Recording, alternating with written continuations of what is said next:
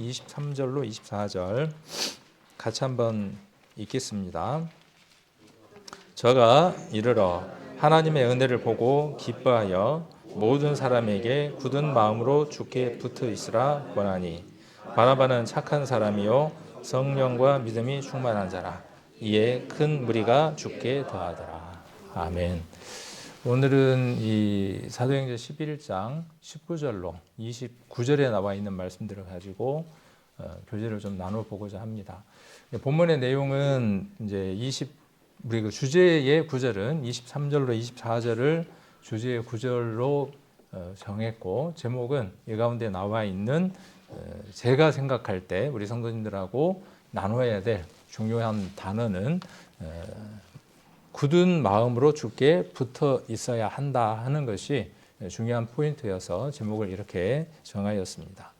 오늘 이 말씀을 보면 23절로 24절의 말씀을 읽어보면 조금 이렇게 한번 구성을 해볼 수 있습니다. 저가라고 이렇게 한번 잘라볼 수 있고요. 이르러 한번 이렇게 이야기해 볼 수 있고, 그 다음에 하나님의 은혜를 보고 기뻐하여 이렇게 한번 나눠볼 수 있고, 그 다음에 모든 사람에게 굳은 마음으로 주께 붙어 있으라 권하니 한번 나눠볼 수 있고, 바나바는 착한 사람이요 성령과 믿음이 충만한 자라 이렇게 나눠볼 수 있고, 이에 큰 무리가 주께 더하더라 이렇게 이야기해 볼 수 있습니다. 이것을 조금 순서를 한번 재정렬해서 읽어보도록 하겠습니다. 여기 바나바는 착한 사람이요 성령과 믿음이 충만한 자라, 이 단어를 어디에다가 그대로 넣을 수 있냐 하면 저가라고 하는 말에다가 넣을 수 있습니다. 저는 누구냐 하면 지금 바나바를 이야기를 하는 겁니다. 바나바가 어디에서 왔어요? 이르러라고 이야기를 하고 있습니다. 앞뒤에 있는 내용들은 이따가 조금 지도라든지 이런 것들을 보면서 같이 한번 확인을 해보도록 하고요. 어디에서 이르렀느냐 하면 예루살렘에 있다가 안디옥에 도착을 했습니다. 그래 안디옥에 도착했는데 어떤 일이 일어나는 걸 봤냐 하면 앞구절에 유대인들과 헬라인들에게 복음이 전해집니다. 그 복음 전해진 것을 보고 유대인들과 헬라인들이 구원받는 것을 누가 목격하느냐 하면 바나바가 보게 됩니다. 그래서 그 은혜를 보고라고 하는 것은 하나님의 은혜를 보고 기뻐했다, 이 말은 어떤 얘기냐 하면 우리가 전도 집회를 어제 했죠. 광야 교회에서 안디옥에서 한 겁니다. 전도 집회를 했습니다. 보니까 어때요? 여기 하나님의 은혜를 봤습니다. 새로운 사람들이 참석하신 분들도 있고, 얼마 전에 우리가 전도 집회를 통해서 구원받고 우리와 함께 신앙생활을 했던 분들도 있고, 그런 분들이 이 말씀을 듣고 어때요? 구원을 받거든요. 구원을 받습니다. 그것을 보고 그 말입니다. 하나님의 은혜를 보고, 그 말은 유대인들과 이방인들이 구원받는 것을 보고 바나바가 어떻게 했습니까? 기뻐했습니다. 저와 여러분의 기쁨은 어디에 있느냐 하면요, 하나님이 기뻐하시는 그 기쁨에 우리의 기쁨이 동일한 기쁨을 누리는 겁니다. 돈도 아니고 명예도 아니고 건강도 아닙니다. 우리의 신앙의 초점이 잘못되어 있으면 신앙은 항상 힘듭니다. 하나님이 기뻐하시는 것이 무엇인가를 바라보고 거기에 초점을 맞추면 우리의 신앙생활은 항상 기쁠 수밖에 없습니다. 건강이 조금 예전보다 못해도, 금전적인 손실을 보더라도, 내가 누군가에게 조금 명예가 실추되었다고 할지라도. 그래서 이 기쁨은 우리에게 굉장히 중요한 초점입니다. 그래서 바나바가 이것을 보고 기뻐했다라고 할 때 그 기쁨이 무엇인지를 우리가 다시 한 번 더 생각해 보아야 할 것이고, 근데 바나바라고 하는 사람은 어떤 사람이었다라고 부연 설명을 하느냐 하면 착한 사람이고 성령과 믿음이 충만한 자입니다. 그러면 착한 사람은 어떤 사람이 착한 사람입니까? 또 성령과 믿음이 충만한 것은 무엇입니까? 만일 착한 사람이라고 하는 게 성령과 믿음이 충만한 자라고 하는 것과 동일한 것이다 그러면 이렇게 설명하지는 않았겠죠. 그러니까 성령도 충만해야 되는 거고 믿음도 충만해야 되는 겁니다. 그 다음 착한 사람이어야 하는 겁니다. 그러니까 바나바라고 하는 사람은 어떤 사람이냐 하면 그런 사람이었습니다. 우리가 하나님이 기뻐하시는 것을 보면서 우리가 함께 기뻐할 때 우리는 바나바처럼 어떤 조건 가운데 들어갈 수 있는 사람이 되느냐 하면 그것이 착한 사람의 가장 소중한 조건 가운데 하나가 됩니다. 그것이 기쁜 사람은 또한 어떤 사람이냐 하면 성령으로 가득 마음 안에 채워짐을 확인하는 순간이 됩니다. 우리가 전도 집회 때 참석할 때 우리는 무엇을 다시 한 번 더 경험하게 되냐 하면 내가 구원받았던 그때를 다시 한 번 더 확인하게 됩니다. 성령으로 말미암아 내 안에 가득 채워짐을 다시 한 번 더 확인하게 됩니다. 그리고 또한 믿음이 내 심령 안에 다시 한 번 더 재정리가 됩니다. 자, 이러한 사람의 조건을 갖춘 것을 우리가 착한 사람이라고 이야기할 수 있습니다.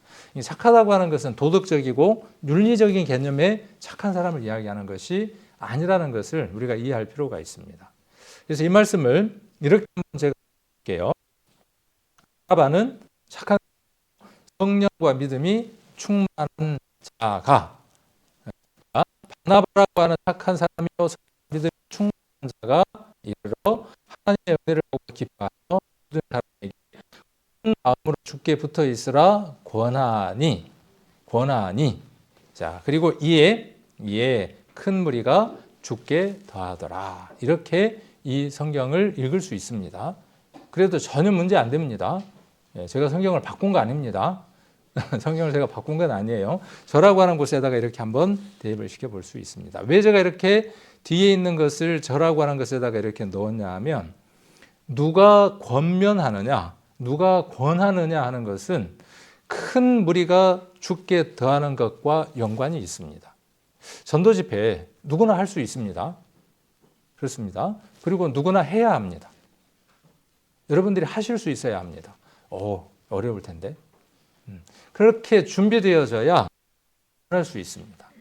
그러나 누구나 다 잘할 수 있는 일은 아닙니다. 말이 좀 어렵죠. 누구나 다 해야 하고 할 수 있는데 누구나 다 잘하는 것은 아니에요. 누구나 다 할 수 있지만 더 잘할 수 있는 사람이, 은사가 있는 사람이 그 일을 주님 앞에 행해야 하죠. 그럴 때 더 많은 은혜를 받을 수 있습니다. 자, 그래서 그 사람이 어떻게 하느냐 하면 권하는 겁니다. 여기 보면 착한 사람, 성령과 믿음이 충만한 사람, 이 사람이 어떤 사람이냐 하면 누구나 할 수 있는 일에서 더 잘할 수 있는 사람이 조건입니다. 그러니까 누구든지 이 일들을 해야 하고 할 수 있는 일이지만 그 가운데에 충족되어져야 될 게 뭐냐 하면 성령과 믿음이 충만한 상태가 되어지는 것. 그 사람이 무엇을 하는 겁니까? 하나님의 일을 권하는 겁니다. 선포하는 겁니다. 그러면 그 사람이 누가 돼야 합니까? 바나바로 맞춰야 합니까? 그 사람이 누구여야 되느냐 하면 저와 여러분 각인들이 돼야 합니다. 한 사람 한 사람이 돼야 합니다. 그리고 그 각인들이 우리의 삶 안에서 복음을 선포하는 사람으로, 드러내는 사람으로 살아갈 때 이제 전도 집회를 하게 되면 더 잘할 수 있는 사람이 전도 집회에서 일을 하게 되고, 그렇게 해서 사람들에게, 또 새로운 사람들이 오신 분들에게 무엇이 일어나느냐 하면 초대교회처럼 구원받는 사람의 수가 더하는 일들이 이루어지게 됩니다. 한편으로는 이렇게 이야기해 볼 수 있습니다. 그 모든 책임들이 누구에게 주어져 있느냐 하면 각인들에게 주어져 있는 겁니다. 저와 여러분 각인에게. 저도 그래서 한 생명을 이곳에 모시고 오게 하려고 많은 기도를 합니다. 지난주에도 잠깐, 지난번 설교 때도 말씀드렸지만 귀신같이 아는 거죠, 귀신이. 제가 생각하고 있는 거 모르겠습니까? 그래서 그 영혼을 전도하려고 하는데 전도 집회 이야기를 한번 해보려고 했더니 미리 뭐라 그러냐 하면 이번 주간에 병원에 입원해 있어야 된대요. 이렇게 어려운 겁니다.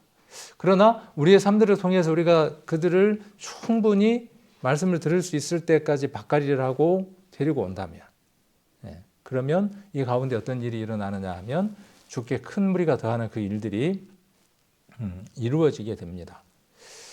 자, 그래서 이 일들을 누가 하는 거냐 하면 우리가 해 나가는 겁니다. 자, 그리고 여기 보니까 모든 사람에게, 누가 지금 말하는 거죠? 누가? 모든 사람에게. 누가요? 바나바가 지금 말하는 거죠. 바나바가 뭐라고 이야기하느냐 하면 모든 사람에게. 이 모든 사람은 누구냐 하면 앞구절에 나오는 유대인과 헬라인들. 그러면 이 사람은 누구냐 하면 말씀을 듣고 구원받은 사람들. 자, 그러면 오늘 이 말씀 우리에게 한번 적용해 본다면 우리는 유대인은 아니죠. 우리는 헬라인도 아니죠. 우리 누굽니까? 자, 유대인이라고 하면 하나님께 선택받은 선민들. 헬라인이라고 말하는 것은 그 외의 모든 종족들을 이야기하는 겁니다. 그러니까 우리는 이방인 가운데 해당되겠죠. 우리에게 지금 성령이 뭐라고 말씀하시느냐 하면 굳은 마음으로. 그럼 굳은 마음이 뭘까요? 좀 깊이 봐야 될 필요가 있겠죠.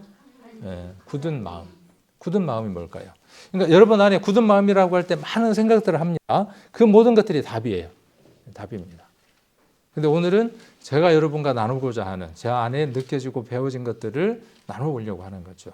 주께 붙어 있으라 하는 것도 이해돼요, 안 돼요? 얼만큼 붙어 있어야 될까요? 껌딱지처럼, 그죠? 끝까지, 끈질기게, 독하게, 그렇게 붙어 있어야 하는 거죠. 그래서 우리 구약에서도 뭐라고 이야기하느냐 하면 하나님께 끝까지, 끈질기게 붙어 있었던 사람들은 생존했어요, 생존. 살아남았어요. 자기 열심, 자기의 율법을 말하는 것 같습니까? 그렇지 않습니다. 구원의 첫 관문은 무엇이냐면요. 내가 주를 붙들 것인가 말 것인가예요. 복음을, 예수 그리스도의 복음을 내가 의지하고 믿음이라고 하는 그것으로 살아가려고 결정하느냐, 순종하느냐가 가장 중요한 관문입니다. 그래서 참 좋네, 기쁘네, 행복하네, 깨달았는데 이런 그 표현들은 너무나 막연한 표현들입니다. 그 표현보다 더 좋은 표현은 어떤 표현이냐 하면 내가 주님만 의지하고 주님만 붙들고 살아가기로 결정합니다. 이 결정이 있는 사람은 신앙생활 자체가 다릅니다. 깨달았다, 알았다, 내가 뭔가를 받았다. 거기에서 한 발 더 나아간 사람은 어떤 사람이냐 하면 그 은혜를 주신 그분에게 내가 붙어 있겠다 하는 사람입니다. 그래서 이 말씀들을 오늘 조금 부연 설명을 하면서 말씀들 한번 살펴보도록 하겠습니다. 자, 여기 지도가 나오죠. 초대 교회 시절의 도시들입니다. 우리 광명을 주변으로 해서 뭐 광양도 있고 순천도 있고 여수도 있고 이런 도시들이 있는 것처럼 예수님 때에도 이런 도시들이 있습니다. 이 도시들의 이름들은 신약에 많이 나오는 이름들이니까 이 이름들이나 지명들이나 위치들을 우리가 이해하고 있는 것이 성경을 이해하는데 많은 도움들이 됩니다. 그래서 로마가 이곳에 있고, 그죠? 로마가 있고, 빌립보가 있고, 많이 들어본 이름들이죠. 데살로니가가 있고, 고린도가 있고, 구레네가 있고, 골로새가 있고, 에베소가 있고, 그 다음에 우리 터키, 투르키가 어디일까요? 어디쯤 될까요? 네. 하여튼 요 근방 쪽이 되겠죠. 이렇게 요거방 이렇게 한번 이야기해 볼 수 있겠죠. 그래서 성지순례를 가면 요쪽을 많이 돌아다닙니다. 이렇게 터키 쪽을 가면 이렇게 많이 순례를 하게 됩니다. 자, 그다음 안디옥이 있고 다소는 다소라는 지명과 연결 지어야 할 인물라고 나오면 누구를 이야기해야 될까요? 바울을 이야기해야 되겠죠. 그 다음에 여기 구레네 그러면 떠오르는 한 인물 또 누가 있을까요?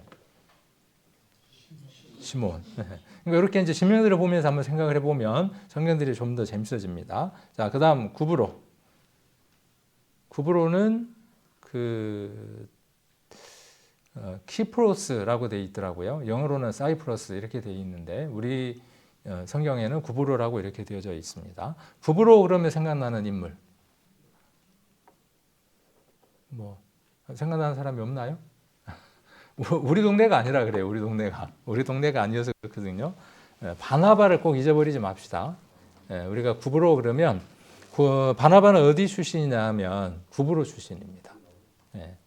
4장 38절에 보면 4장 38절인가 보면 구브로 출신인 것을 우리가 알 수 있습니다. 그 다음에 예루살렘이 여기에 있고요. 베니게가 이렇게 있습니다. 그래서 우리가 지명을 한번 이렇게 익혀보는 것도 성경을 이해하는 데 도움이 됩니다. 이것과 내 신앙과 무슨 상관이 있다냐? 사는 것하고 무슨 상관이 있다냐? 그렇게 이야기하면 설명을 더 해드려야 될 필요가 있는 겁니다. 이렇게 우리가 보는 것은 성경을 좀 더 깊이 보고 이해를 좀 더 하기 위한 목적입니다.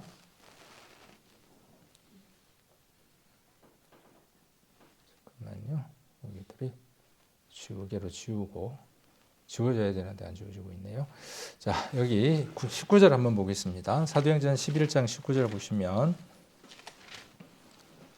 19절 한번 보시면 때에 스데반의 일로 일어난 환란을 인하여 흩어진 자들이 베니게와 구브로와 안디오까지 이르러 도를 유대인에게만 전하는데, 여기 보니까 도를 누구에게만 전했다고 이야기하느냐 하면 처음에 유대인들에게만 이렇게 전했던 것을 볼 수 있습니다.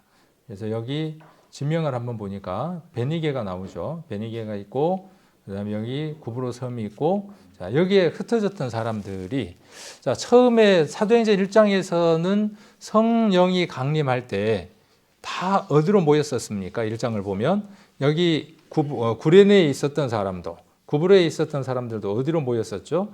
예루살렘으로 모여서 거기에서 성령 강림이 이루어질 때 어떤 일들이 일어나게 되느냐 하면 구원을 받게 되죠. 성령이 임해서 구원을 받습니다. 그렇게 모여갖고 너무나 즐거웠어요. 막 예수 이름으로 막 이러면서 얼마나 찬양하면서 기뻤겠습니까? 그런데 누가 돌에 맞아 죽습니까? 스데반이 돌에 맞아 죽으니까 핍박이 오게 되죠. 여러 핍박들이 오니까 예루살렘에 있었던 사람들이 다시 흩어지게 되죠. 이렇게 흩어졌던 그들이 이제는 예루살렘이 아니라 어디로 모이는 걸 볼 수 있습니까? 안디옥이라고 하는 장소로 그들이 모여드는 것을 볼 수 있습니다. 그래서 안디옥이라고 하는 장소에서 모여들어서 그들이 그러면 핍박이 없으니까 좋다 이렇게 하고 살았습니까? 뭘 전했습니까? 여전히 그들이 무엇을 했던 것들을 볼 수 있느냐 하면 도를 전하는 걸 볼 수 있어요. 도를 아십니까? 하고 다니는 그 사람들 말고요. 이 도는 무엇이겠습니까? 자, 사도행전 한번 찾아보겠습니다. 3장, 4장 한번 보겠습니다. 자, 3장을 먼저 한번 보겠습니다. 3장 18절을 먼저 한번 보시면, 사도행전을 보면 그 1장 8절의 내용들이 다 성취되는 과정들도 이루어집니다. 예루살렘에서 복음이 시작이 되고 그 다음에 유대와 사마리아와 땅끝까지 복음이 전해지는 과정들이 사도행전의 과정이죠. 그러니까 11장은 지금 그 전개가 어디까지 가는 거냐 하면 예루살렘에서 유대를 지나서 그 다음에 사마리아를 지나서 이제 땅끝까지 가기 위한 안디옥이라고 하는 장소까지 이동하는 그 경로들을 우리가 볼 수 있게 됩니다. 그런데 먼저 이들이 복음을 누구에게 전했느냐 하면 2장, 3장 보면 회당을 중심으로 해서, 슈나고게라고 하는 회당을 중심으로 해서 그들이 복음을 전합니다. 유대인들은 회당 중심의 모임들을 가졌죠.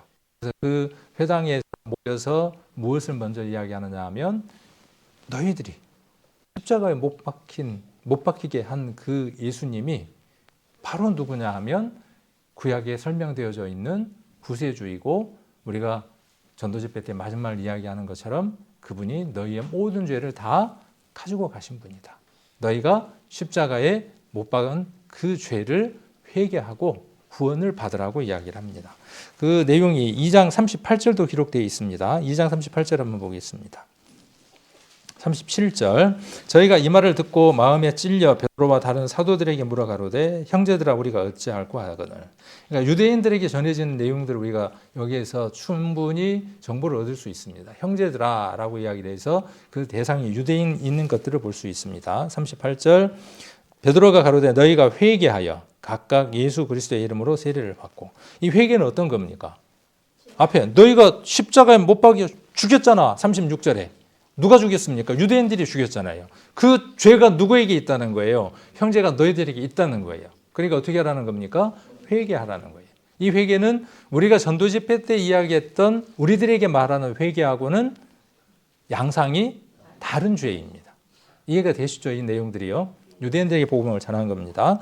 회개하여 각각 예수 그리스도의 이름으로 세례를 받고 죄 사함을 얻으라. 그리하면 뭘 선물로 받습니까? 성령을 선물로 받는다. 이렇게 이야기를 합니다. 4장 1절도 한번 보겠습니다. 3장 18절도 한번 보겠습니다. 자, 19절. 그러므로 너희가 회개하고 돌이켜 너희 죄 없이 함을 받으라. 이것도 대상이 누구냐 하면 지금 유대인들을 대상으로 해서 이야기를 하고 있습니다. 너희 죄 없이 함을 받으라. 이같이 하면 유쾌하게 되는 날이 주 앞으로부터 이를 것이요. 또 주께서 너희를 위하여 예정하신 그리스도 곧 예수를 보내시리니. 여기 너희를 위하여 예정하신이라고 하는 것 안에 답이 들어 있습니다. 유대인들은 구약에 대해서 통달한 사람들이죠. 그 구약 안에 누가 정해져 있습니까? 하나님이 인간의 모습으로 오실 것이라고 하는 것이 이미 정해져 있죠. 사실을 알지 못하고 너희가 그분을 십자가에 못 박았다라고 이야기하고 있는 겁니다. 동일선상에서 지금 이야기를 하고 있는 겁니다. 자, 그리고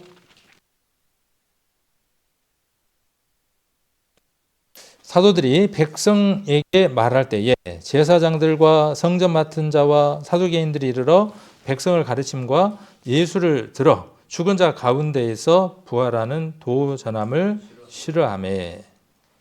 자, 그러니까 같은 그 백성인 유대인들에게 복음 전하는 그 일들을 누가 더욱 싫어했냐 하면 여기 성전 맡은 자, 사두개인들, 제사장들이 싫어했다라고 이야기를 합니다.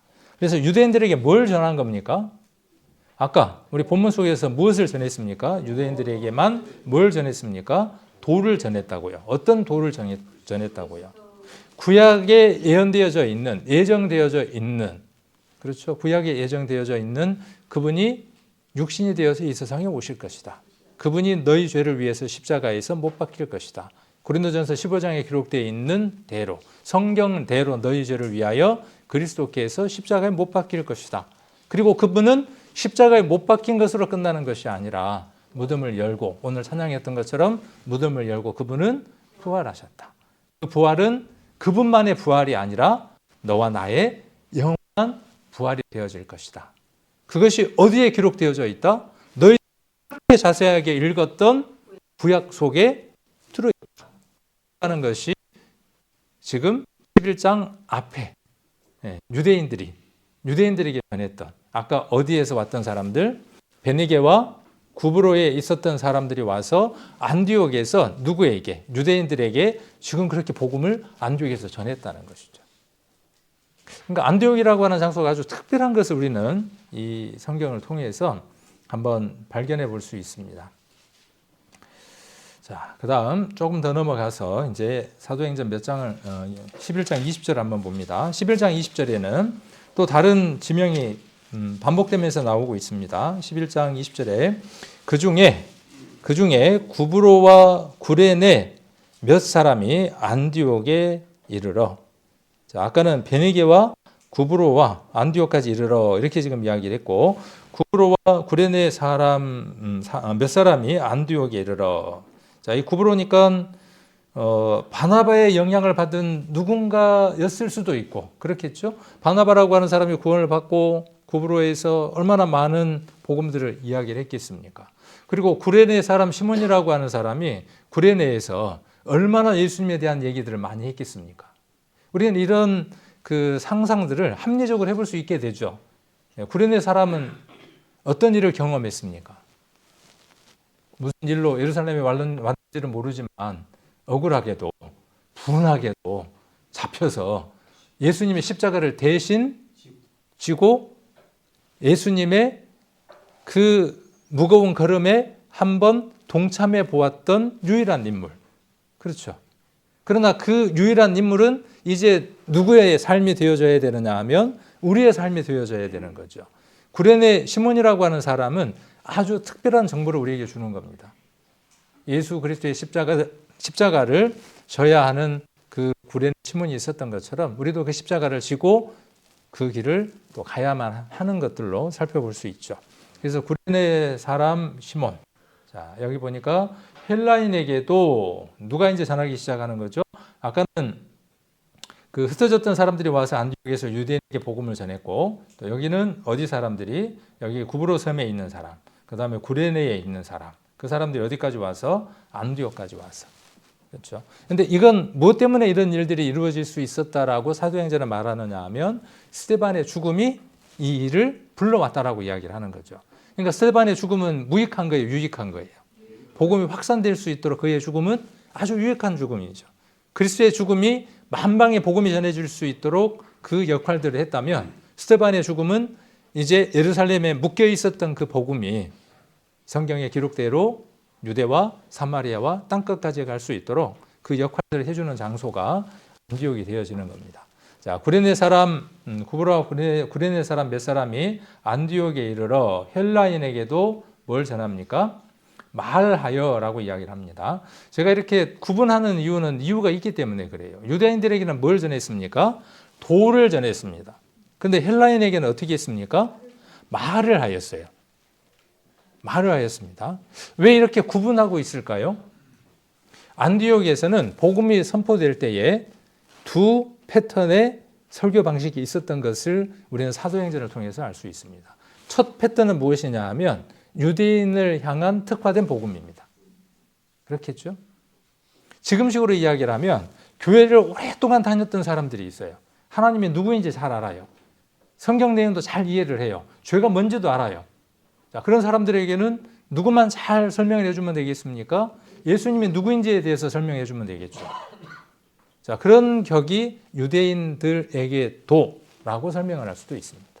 예수님에 대한 내용들만 전달해 주면 됩니다. 자, 그런데 헬라인들은 어떻습니까? 사도행전 17장을 보면 이 내용에 대한 것들을 부연해서 잘 이해를 해볼 수 있습니다.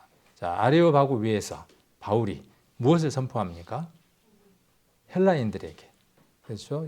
이방 문화에 찌들려 있는, 그리스 신화 가운데 찌들려 있는, 세상의 문화 가운데서 찌들려 있는 들에게 바울은 무엇을 선포하느냐 하면 우주와 한번 볼까요? 17장 24절입니다. 22절부터 이야기를 합니다. 21절에 보시면 바울이 아레오바고 가운데 서서 말하되 아덴 사람들아, 그러니까 이제 헬라인들을 두고 이야기하는 겁니다. 이방인들을 두고, 자, 너희를 보니 범사에 종교성이 많도다. 내가 두루 다니며 너희의 위하는 것을 보다가 알지 못하는 신이라고 새긴 단도 보았으니 그런즉 너희가 알지 못하고 위하는 그것을 내가 너희에게 알게 하리라. 말이 많아요, 안 많아요? 한번 전도 집회를 5일 동안이나 하냐고요. 근데 그렇게 해도 부족해요, 안 부족해요? 그렇게 해도 부족해요. 그렇게 해도 부족하더라는 거죠. 왜 그렇죠? 왜 그러냐 하면 여기 나와 있는 대로 헬라인에게는 말을 할 필요가 있는 거예요. 자세한 설명이 필요한 겁니다. 하나님이 누구인지, 만물이 왜 창조되었는지, 너희가 왜 종교성이 있는지, 왜 아무데나 되고 이름 없는 신이라고 하고 그렇게 너희가 저라고 비는지에 대한 근본적인 내용들을 구체적으로 설명해서 말할 필요가 있었다는 것이죠. 그 일이 어디에서 특화된 거죠? 안디옥에서 특화된 겁니다. 그게 어디까지 내려왔습니까? 어디까지 내려왔어요? 여기까지 왔잖아요. 그렇죠? 자, 우리 교회는 안디옥과 같은 장소입니다. 그러므로 유대인에게도 복음을 전해야 하고 도를 전해야 하고 우리처럼 헬라 문화권에 있는 이방인들에게도 무엇을 전해야만 하는 거죠? 복음을 말하여야 하는 거죠. 그런데 그 절차가 어때요? 찌들려 있어요. 그러니까 여기 바울처럼 24절에 이야기하고 있는 것처럼 우주와 그 가운데 있는 만유를 지으신 신께서는 천지의 주제시니 손으로 지은 전에 계시지 아니하고 하나님에 대한 설명을 해야 하죠. 근데 유대인들에게는요. 그들이 믿고 있는 그 자체가 하나님인데 하나님이 무슨 일을 계획하셨는지만 그들에게는 도로 전하면 되는 거죠. 우리는 이런 것들을 통해서 우리가 가지고 있는 신앙의 자산이 얼마나 풍부하고 얼마나 확실한가 하는 것들을 확신하게 되고 우리에 대한 자부심들을 갖게 됩니다. 안 그렇습니까? 안 그런가 보다. 전혀 안 그런가 봐. 전혀 동의가 안 되는 거예요. 저는 이런 말씀들을 볼 때마다요. 내가 어떻게 그 많은 교단도 있고 그 수많은 교회들도 있는데 이 교회에서 헤매지도 않고 단 한 번에 이렇게 귀한 것을 찾아서 한 번도 이 모임을 떠나지 않고 한 번도 견누지 않고 하지 않고 이렇게 내가 살아간다는 것은 얼마나 큰 복인가. 내가 참 잘했어. 그러다가 가만 한번 생각을 해봅니다. 곁길로 나아갈 길들이 얼마나 많았는지를 모릅니다. 그 모든 것을 누가 인도하시고 지켜주셨는가를 다시 한번 더 확인하게 되느냐 하면 하나님께서 그 일을 하셨다는 것을 알게 됩니다. 그렇죠. 저와 여러분 마찬가지잖아요. 자, 그래서 이제 헬라인들에게는 구체적인 설득과 대화의 방식을 통해서 그들에게 복음을 전했던 것들을 우리는 이 구절을 통해서 살펴볼 수 있습니다. 그러니까 우리가 누군가가 우리 교회의 특이한 점에 대해서 말하거든 자부심을 가지라고요. 성경에 나와 있는 대로 우리는 하고 있다고요. 그렇죠. 우리 이곳에서 읽었으니까 찾아주면서 저 유대인들에게는 이렇게 복음 전하는 것이 합당했었고 헬라인들에게 이렇게 복음을 전하지 않았냐? 바울이 이렇게 복음을 전하지 않았냐? 그러면 너는 유대인이야, 헬라인이야. 너는 어떻게 해야 되겠어? 이렇게 말할 수 있어야 우리가 자부심이 있고 힘이 있는 것이죠. 긍지가 있는 것이죠. 충분히 우리가 전도집회 속에서 짧게 또 조목조목 이번에 전도집회 그 강사가 그 내용들을 잘 정리해서 이야기해 주셨죠. 그 내용들만 여러분들이 메모해서 가지고 계시면서 자기 것으로 충분하게 소화해서 전달할 수 있도록 한다면 그분이 바로 누가 되느냐 하면 바나바가 되는 겁니다. 그 사람이 착한 사람이고 믿음과 성령이 충만한 사람이 됩니다. 그 사람이 뭘 하느냐 하면 권하는 겁니다. 권하는 겁니다. 그래서 헬라 사람들에게도 이 일을 했다고 이야기를 합니다. 이 말하여라고 하는 말과 아까 앞에서 이야기했던 이 도라고 하는 것, 여기 도라고 하는 것은 헬라 단어가 다릅니다. 네, 다른 것을 우리가 살펴볼 수 있게 되고요. 자, 그다음 22절입니다. 예루살렘 교회가 이 사람들의 소문을 듣고, 자, 예루살렘 교회까지 소문이 들린 거예요. 어떤 소문이 들린 거예요? 그 두 가지 소문이 같이 들린 거죠. 유대인들만 구원받는 게 아니라 사도행전 18장에 기록되어 있는 것처럼 이방인에게도 생명 얻는 회개를 하나님이 주셨구나 하는 것들을 비로소 예루살렘 교회가 이제 소문으로 듣기 시작을 하죠. 정식 보고는 아직 못 받은 거고, 정식 보고를 받고 이제 회의를 하게 되는 건 그 뒤의 내용이고, 자, 누구를? 자, 바나바라고 하는 사람을 어디까지 보냅니까? 안디옥까지 보낸 거죠. 아까 그러니까 안디옥까지 보냈으니까 23절에 어떻게 되는 거죠? 이제 안디옥에 이르른 거죠. 이제 이르른 겁니다. 이게 소문이 뭡니까? 소문이 확실하거든. 사실이거든. 바나바도 소문으로 듣고 있다가 딱 보니까 하나님의 은혜가 유대인과 이방인에게 동일하게 주시는 그 하나님 은혜가 얼마나 크다고 하는 것을 바나바가 보고 얼마나 기쁨이 충만했겠습니까? 자, 그리고 뭐라고 이야기를 하는 겁니까? 그리고 자, 모든 사람에게 굳은 마음으로 주께 붙어 있으라고 이야기를 합니다. 이걸 제가 열심히 만들었는데 이렇게 올라가는 거를 보여드리려고 여기서 이렇게 올라갑니다.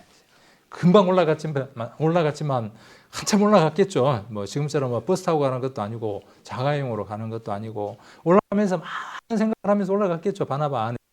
이런 것들 한번 우리가 생각을 해보면 말씀대로 좀 더 그 입체적이고 좀 더 사실감 있게 우리가 이해를 할 수 있게 되어질 것 같습니다. 자, 바나바라고 하는 사람은 어떤 사람인가요? 여기에서 바나바라고 하는 사람은 착한 사람이다. 성령과 믿음이 충만한 자다. 이 바나바에 대한 건 제가 수요일 날 여러 차례 한번 말씀을 드렸습니다. 바나바라고 하는 사람의 원래 이름은 무엇이었습니까? 혹시 나는 안다. 네. 원래 이름은 요셉. 그런데 그 이름을 뭘로 바꿔준 것이죠? 바나바라고 바꿔준 겁니다. 자, 바나바라고 하는 말의 뜻은 권위자. 권위자라고 하는 말의 의미는 권하고 위로해 주는 거라 그랬죠. 권위니까. 권위자라는 말의 뜻은 뭐냐면 아무개처럼 하는 게 아니고 저처럼 막 하는 게 아니고 권위자라고 하는 것은 뭐냐면 권하고 위로해 주는 겁니다. 그 보혜사라고 하는 그 의미가 어떤 얘기냐 하면 지금 이 바나바라고 하는 같은 말의 의미라고 지난번에 한번 말씀을 드렸습니다. 그래서 파라클레토스, 파라시스 뭐 이런 얘기들을 그 원어의 단어를 가지고 한번 선생님들하고 이야기를 했던 그 적이 있습니다. 그래서 보혜사라는 말을 그러니까 좀 우리말로 바꾼다 그러면 그러니까 성령이라고 보혜사라고 이야기를 했고 보혜사라는 그 한자를 이렇게 풀면 보호하고 은혜를 주는 스승 이렇게 번역이 되죠. 한자로는. 그 번역이 많은 어떤 오해들을 좀 가져올 수도 있는 요소들이 있어요. 그래서 곁에서 돕는 자, 곁에서 보호하는 자 이렇게 우리가 이해를 해도 됩니다. 근데 뭘로 보호를 할까요? 하나님 뭘로 우리를 보호하시고 이끌어 가실까요? 그렇죠. 말씀으로 인도해 가시는 겁니다.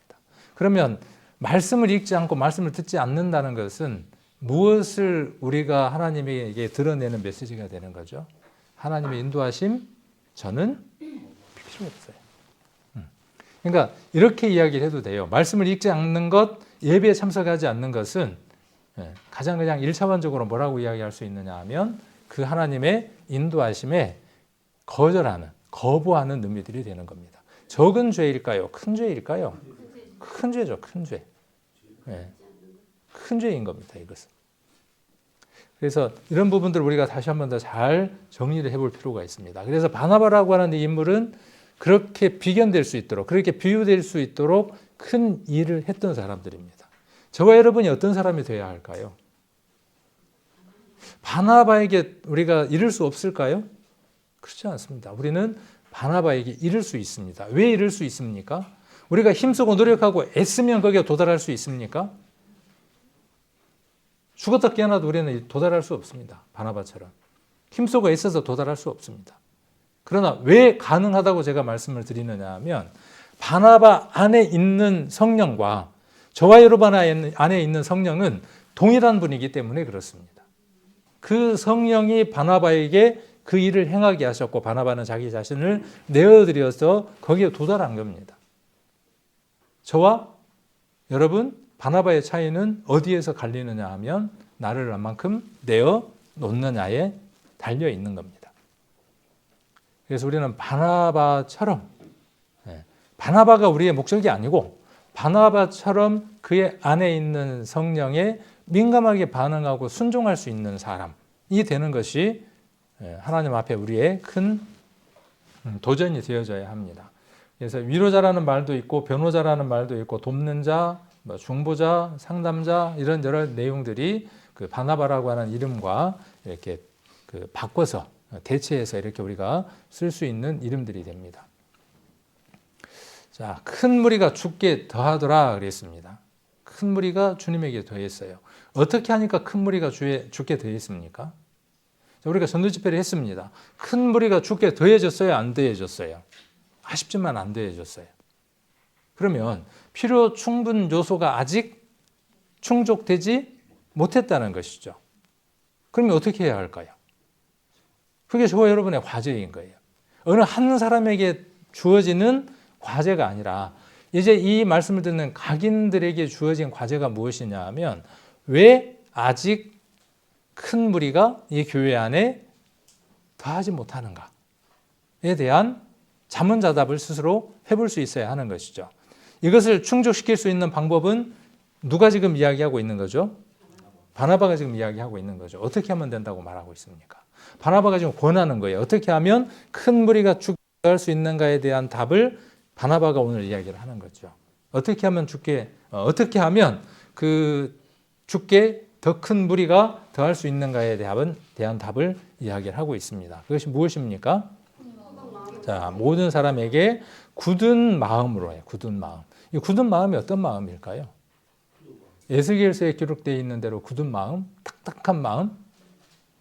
아닙니다. 그래서 우리가 성경을 읽을 때 이 단어에 매이다 보면 많은 문제들을 우리가 낳게 됩니다. 그래서 이 굳은 마음이라고 하는 것은 결단된 마음입니다. 이렇게 설명할 수 있습니다. 하나님 앞에 드리는 의도적인 헌신. 의도적인 거예요. 그냥 본능 가운데 나오는 게 아니라 그 본능을 잠재우고 의도된 헌신, 결단을 말하는 겁니다. 굳은 마음이라고 하는 것은. 자, 이거를 헬라어로 프로데시스라고 이야기를 하는데, 프로라는 말은 어떤 뜻이냐 하면 자주 나오니까 이제 기억해 두세요. 앞에 그런 뜻입니다. 데시스라고 하는 말은 뭐냐 하면 나열하다. 나열하다라는 거예요. 이게 어떻게 굳은이라고 하는 말이 되죠? 자기의 마음에 있는 것을 앞에다 내어놓는 거예요. 그러니까 다짐하는 거죠.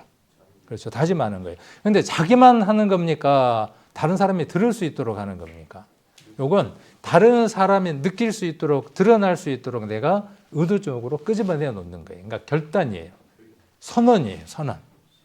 내가 주님 앞에서 이렇게 살아가겠습니다라고 하는 그 마음을 밖으로 드러내는 것을 가리켜서 프로데시스라고 이야기를 합니다.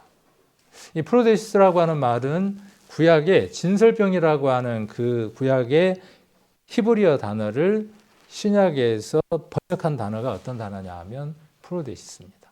그러니까 진설병이라고 하는 말이 그 말을 풀어서 쓰면 뭐예요? 진설병이. 병은 그 아프다 할 때 그 병이 아니고 떡을 이야기하는 겁니다. 떡을 이야기하는 거고, 진설이라고 하는 건 뭐예요? 이렇게 나열됐다는 거예요. 6개씩 어떻게 되어져 있어요? 떡상 위에 나열되어져 있어요. 그러니까 그걸 무엇이라고 이야기하느냐 하면 진설병이라 그래요. 그것을 프로데시스라고 하는 단어를 썼어요. 그 동일한 단어를 지금 누구에게 쓰고 있느냐 하면 성도들에게 동일하게 지금 쓰고 있습니다. 진설병이 떡이 그렇게 나열되어져 있는 것처럼 우리의 삶 가운데 우리의 삶을 구체적으로 어떻게 하라는 거죠? 그렇게 나열하고 결단하라는 거예요. 자, 하나님은 굳은 마음이 있으셨을까요? 없으셨을까요?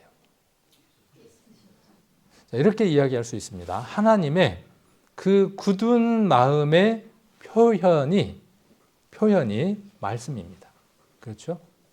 그의 뜻, 그의 계획, 그가 가지고 있었던 모든 마음의 내용들을 하나하나 나열한 모든 것들이 무엇이냐 하면 말씀입니다. 그렇죠? 그 말씀이, 그 마음이 그렇게 계획되어진 뜻이 구체적으로 가시적으로 드러난 모습이 누구냐 하면 예수 그리스도입니다. 그렇죠? 네. 하나님은 저와 여러분을 위해서 그의 굳은 마음을 드러내 보여주셨어요. 어디에서요? 십자가 위에서 최절정으로, 드라마 같은 거 보면 최절정으로 치닫잖아요.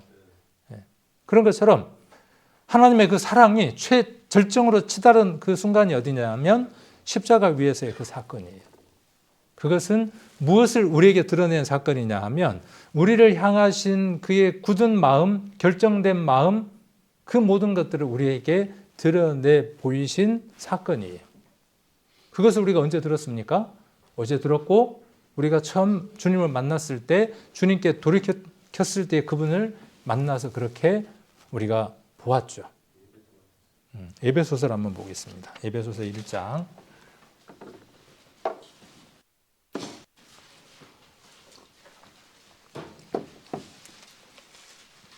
제가 젊은 분들이나 또 조금 성경을 더 많이 보시려고 하시는 분들이 있으면 헬라어로 좀 공부를 하시면 좋습니다라는 얘기를 종종 합니다. 왜 그러냐 하면 이 굳은이라고 하는 마음이 아까 프로데시스라고 하는 단어로 되어져 있다 그랬죠. 근데 여기 지금 에베소서 1장 11절에도 보시면 프로데시스라고 하는 단어가 나옵니다. 여기에서는 뜻이라고 이렇게 기록되어져 있습니다. 에베소서 1장 11절 같이 한번 읽겠습니다. 모든 일을 그 마음의 원대로 역사하시는 자의 뜻을 따라 우리가 예정을 입어 그 안에서 기업이 되었으니. 아멘. 자, 하나님이 모든 일을 그 마음의 원대로, 그 모든 원함, 그 다음에 역사하시는 그 모든 것들, 무엇을 위한 것입니까? 저와 여러분을 위한 것이죠. 그 뜻을 세우셨어요. 그 뜻을 따라서 누가 성도가 된 겁니까? 저와 여러분이 성도가 된 겁니다. 그 뜻을 따르는 자는, 그 뜻을 순종하는 사람은 누구든지 하나님의 자녀가 되도록 하나님이 예정하셨어요. 천국 갈 사람, 지옥 갈 사람이 정해져 있는 거죠. 어떻게 정해져 있는 거죠? 예수 그리스도를 통해야만 천국 갈 사람, 지옥 갈 사람이 정하여지는 겁니다. 그런데 거기에 누구를 빼버리면요, 예수님을 빼버리면 이상한 교리가 되는 겁니다. 구원 받을 사람, 안 받을 사람 정해져 있다라고 이야기를 하면 이게 묘한 말이 되는 겁니다. 하나님이 무엇을 정하신 것이에요? 굳은 마음으로 십자가의 그 모든 것들을 정하시고 그 모든 사실을 마음 가운데 믿는 자에게는 하나님의 자녀가 되는 그 복을 정하여 주셨다고요. 예정하셨다고요. 그때 이 뜻이 뭐냐 하면, 굳은 것이 무엇이냐 하면 하나님 한번 정하신 건 어떻다고요? 변치 않으신다고요. 그 뜻을 정하시고 기록해 놓으시고 그것을 깨닫게 하셨다고요. 그 뜻이에요. 프로데시스예요. 그러니까 하나님을 향해서 이 단어들이 쓰여졌을 때에는 하나님의 계획, 변치 않는 경륜 이런 것들을 이야기할 때에 이렇게 프로데시스라고 하는 단어가 쓰여졌습니다. 히브리서 6장을 한번 보겠습니다. 히브리서 6장 17절입니다. 히브리서 6장 17절 같이 한번 읽겠습니다. 하나님의 약속을 기업으로 받는 자들에게 그 뜻이 변치 아니함을 충분히 나타내시려고 그 일의 맹세로 보증하셨나니. 자, 약속을 기업으로 받는 자들에게, 이 사실을 믿는 자들에게 하나님의 자녀가 되는 그 은혜를 우리에게 주셨죠. 그리고 그것을 믿는 자들에게 그 뜻이 뭐예요? 아까 그 계획하신 것, 하나님이 굳게 정하신 것, 그 뜻을 변치 아니함을 충분히 나타내시려고 그렇게 십자가에서 그 모든 것들을 다 하셨음에도 불구하고 그 다음 하나님이 또 어떻게 하셨다고요? 맹세라고 하는 것으로 보증하셨다고요. 자, 이렇게까지 하셨는데 우리가 불안할 필요가 있나요? 이렇게까지 하시는 분이 누구라고요? 우리를 사랑하시는 하나님. 십자가 위에서 그 모든 것을 이루시려고 모든 것으로 정하시고 프로데시스 그렇게 계획하시고 정하시고 이루시고 길이 참으시고 십자가 위에서 그 모든 고난을 다 받으셨어요. 그렇게 하셨음에도 불구하고 뭘로요? 앞으로 두 번 다시 죄로 말미암아 심판받을 일이 없어라고 말씀 속에 맹세해 놓으셨다고요. 그리고 보증까지 해 놓으셨다고요. 자, 이게 우리가 믿는 복음의 핵심의 가장 중요한 내용입니다.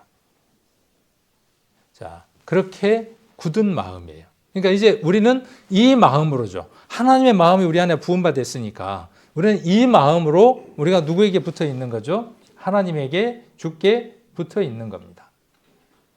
자, 오늘 시간이 많이 가버렸네요. 자, 조금만 더 보도록 하겠습니다. 신명기 한번 보겠습니다. 여기 내 하나님 여호와를 경외하여 그를 섬기며 그에게 친근히 하고 그 이름으로 맹세하라 그랬어요.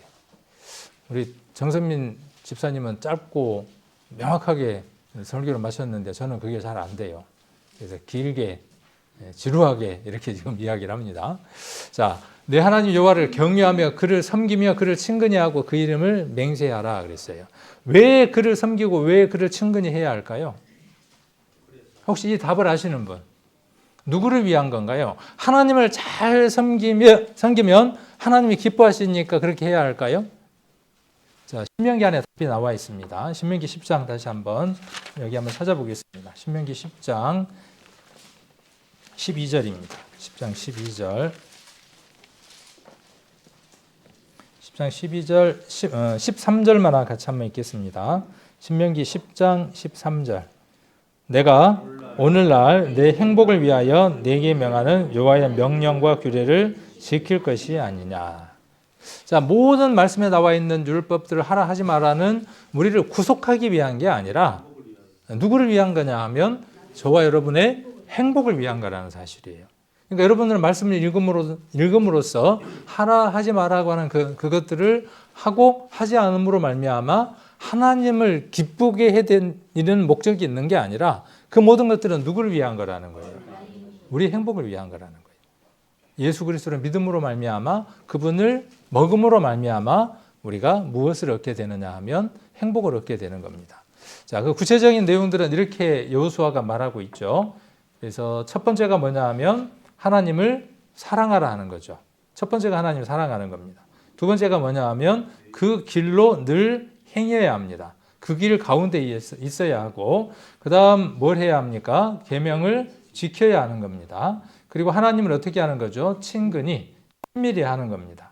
그리고 신약에도 나와 있는 것처럼 성품을 다하여 그를 섬기는 겁니다. 이것이 축복입니다. 이렇게 이야기하는 것이 여호수아가 그들을 축복한 내용입니다. 하나님 이들에게 복을 주시옵소서라고 이야기하면서 이것들이 하나님의 복을 받을 수 있는 근원이 되는 것이다라고 이야기를 합니다. 그래서 하나님을 사랑하고 그 길로 행하고 계명을 지키고 친근히 친밀히 하는 것, 그리고 이것을 마음과 성품을 다해서 하는 것, 이것이 무엇이냐 하면 주께 붙어 있는 겁니다.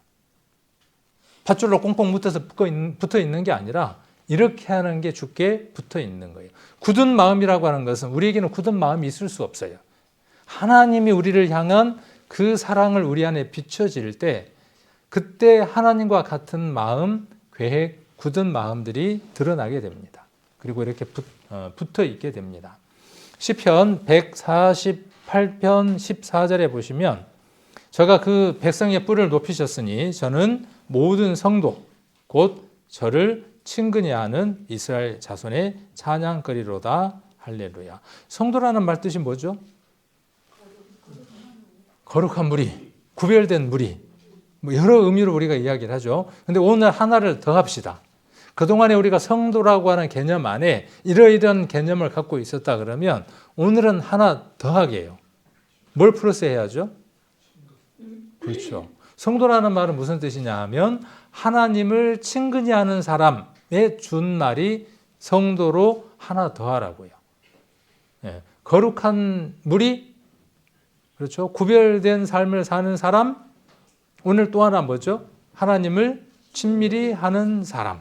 이게 누구냐 하면 성도라고 하는 개념 하나를 더 해야 하는 거죠. 야고보서 4장에도 보시면 하나님을 가까이 하라. 그렇죠? 그리하면 저가 너희를 가까이 하시리라. 가만 앉아 있으면 가까이 하신다고요? 안 하신다고요? 안 하신다고. 그래서 주께 붙어 있으라 하는 말의 의미는 이런 의미라는 것을 성도님들이 좀 더 살펴보시면 좋겠습니다. 바나바가 사울을 찾으러 다소에 가서 어디로 가느냐 하면 바나바가 다소로 갑니다. 만났습니다. 그리고 어떻게 합니까? 만나서 어떻게 하느냐 하면 만났습니다. 둘이 교회에 1년간 모여 있어 큰 무리를 가르쳤고 제자들이 안디옥에서 비로소 그리스도인이라 일컬음을 받게 됩니다. 데리고 안디옥으로 와서 여기 보면 모여 있어야 하는 겁니다. 자, 그리고 어떻게 해야 되죠? 큰 무리를 가르치는 겁니다.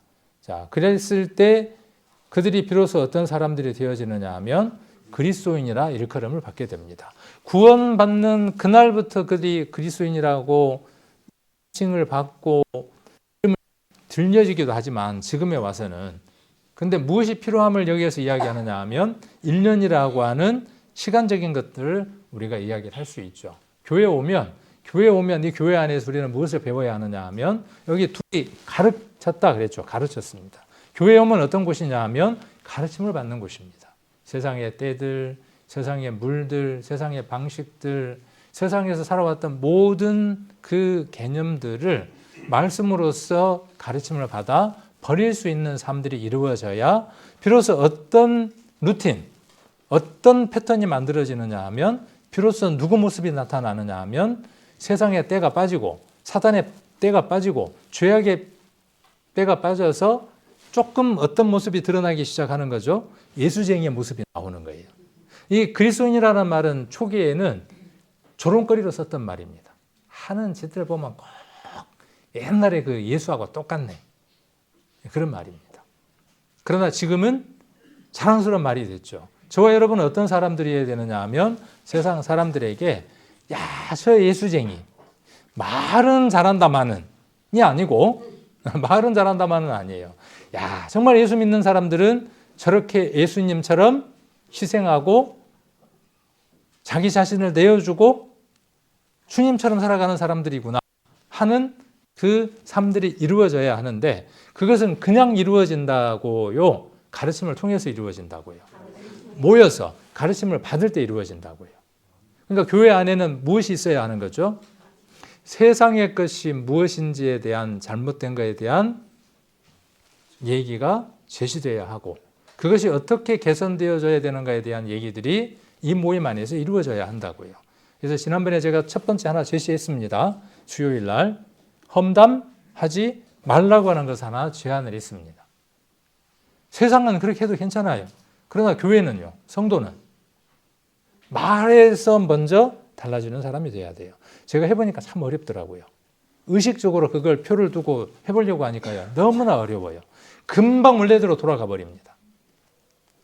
그 가르침과 그 훈련이, 훈습이 우리 안에 있을 수 있도록 적어도 1년이라는 기간 동안 그들이 말씀 안에서 깨우침을 받고 그렇게 배웠다는 것들을 우리가 한번 생각을 해볼 수 있습니다.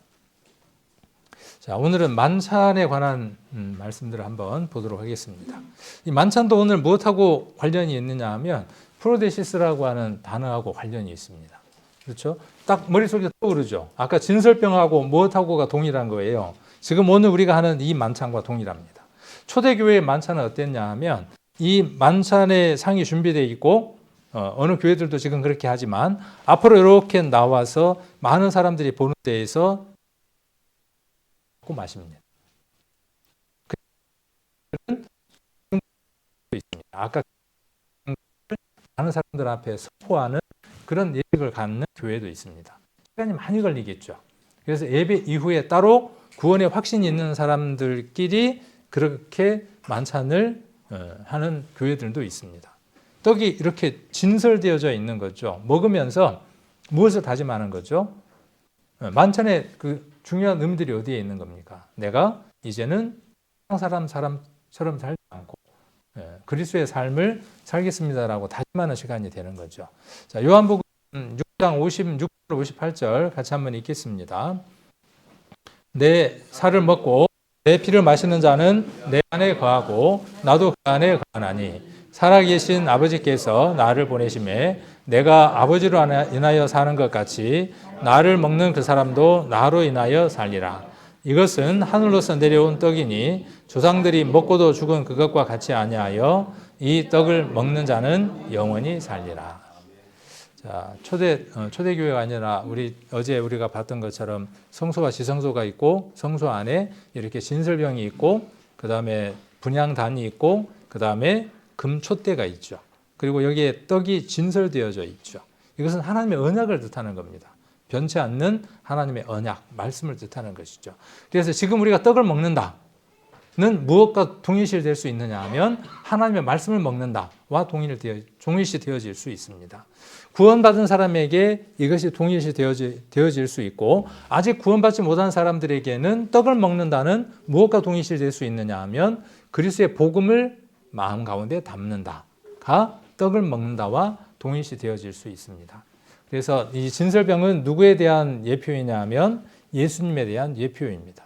그리고 우리는 이 예수님을 오늘 떡과 잔, 나누어진 떡, 나누어진 잔을 먹고 마시면서 그분이 우리를 찢겨짐으로 말미암아 나누어짐으로 말미암아 모든 것이 하나도 남지 않을 만큼 모든 것들이 나누어짐으로 말미암아 우리를 향하신 그 사랑을 아까 프로데시스 하나님께서 굳은 마음으로 모든 것들을 다 정하고 우리에게 드러내셨다고 하는 것들을 다시 한 번 더 확인하는 시간입니다.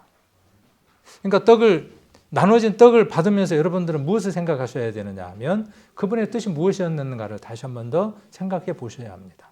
그리고 그 떡을 받으시면서 내게 그 마음이 그렇죠. 하나님의 그 계획, 뜻, 그 프로데시스 하나님의 뜻이 계획이 내 안에도 이루어졌으므로 나도 그렇게 살아가겠다라고 다짐하는 시간이 되어야 합니다. 아멘? 네, 그렇게 하셔야 합니다. 그냥 의례적인 것으로 한 달에 한 번 하는 것이 아니라 우리가 그렇게 해야만 하는 겁니다. 그리고 우리는 일상의 삶들 가운데에서 이렇게 오늘 떡과 그 다음에 잔을 먹고 마시는 것처럼 우리는 일상 가운데에서 이제 무엇이 이루어져야 되느냐 하면 그분의 말씀을 먹고 마시는 삶이 매 순간순간마다 반복되어야 합니다. 자, 이것이 무엇이기 때문에 그렇습니까? 이것이 우리의 밥입니다. 양식입니다. 양식이기 때문에 그렇습니다. 여러분들이 양식을 섭취하시고 또 이곳에 오셔서도 그 양식을 섭취하는 그런 시간들이 되시고 오늘은 내가 그런 삶을 살아가겠습니다라고 떡과 포도주를 먹고 마시면서 다짐할 수 있는 그런 소중한 시간들이 되셨으면 좋겠습니다. 그제죠. 금요일 날 선포된 그 복음의 말씀을 다시 한 번 더 생각해보고 오늘 굳은 마음으로 주께 붙어 있으라고 하는 말씀들이 어떤 말씀인지를 다시 한 번 더 생각하시면서 제가 주님 오실 때까지 이러한 마음으로 하나님께서 제게 주신 그 마음을 제 마음에 담았으니 저도 하나님과 같은 마음으로 주님을 향해서 살아가겠습니다라고 하는 그 결단을 오늘 떡과 포도주를 먹고 마시면서 하시고 삶 안에서 그러한 삶을 구체적으로 드러내는 귀한 삶들 저와 여러분이 되었으면 합니다.